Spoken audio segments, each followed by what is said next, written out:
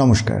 বেশ কয়েকটি গুরুত্বপূর্ণ পোস্টে নিয়োগ সংক্রান্ত আবারও একটি নতুন বিজ্ঞপ্তি পশ্চিমবঙ্গের স্বাস্থ্য বিভাগের অফিসিয়াল ওয়েবসাইট থেকে প্রকাশিত হলো। বিভিন্ন ধরনের পোস্টের মধ্যে রয়েছে staff nurse, block epidemiologist, block public health manager, laboratory technician, GDMO এবং আরও অন্যান্য। অনলাইনে আপনাদেরকে আবেদন করতে হবে এবং রাজ্যের যে কোনো জেলা থেকেই আপনি আবেদন করতে পারবেন। আসুন তাহলে সময় নষ্ট না করে বিজ্ঞপ্তির প্রথম থেকে দেখে নেওয়া যাক। প্রসঙ্গত জানিয়ে রাখি, আপনারা 31/1/2026 পর্যন্ত আবেদন করতে পারবেন অনলাইনে। এই নোটিফিকেশনের মধ্যে প্রথমেই যে পোস্টের কথা বলা রয়েছে সেটি হচ্ছে medical officer GDMO for NUHM. একটি শূন্যপদ রয়েছে, 60,000 টাকা বেতন, 67 বছর maximum age limit. Next post block epidemiologist under 15th FC. দুটি শূন্যপদে এই নিয়োগটি হচ্ছে 35,000 টাকা বেতন, 21 থেকে 40 বছর বয়সসীমা। পরের post block public health manager under 15th FC. দুটি শূন্যপদ, 35,000 টাকা বেতন এবং বয়সসীমা 21 থেকে 40।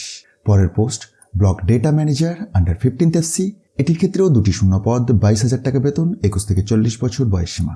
পরের post laboratory technician under 15th FC. এক্ষেত্রে 4টি শূন্যপদ রয়েছে, 22,000 টাকা করে বেতন রয়েছে। 19 থেকে 40-এর মধ্যে আপনার বয়সসীমাটি থাকতে হবে এই পোস্টে আবেদন করার জন্য। Next post multi rehabilitation worker. দুটি শূন্যপদ, 18,000 টাকা বেতন, 21 থেকে 40 বয়সসীমা। Next post community health assistant. একটি শূন্যপদে এই নিয়োগটি হচ্ছে, 21 থেকে 40 বছর বয়সসীমা, 13,000 টাকা পার মান্থ স্যালারি আছে এই পোস্টটির জন্য।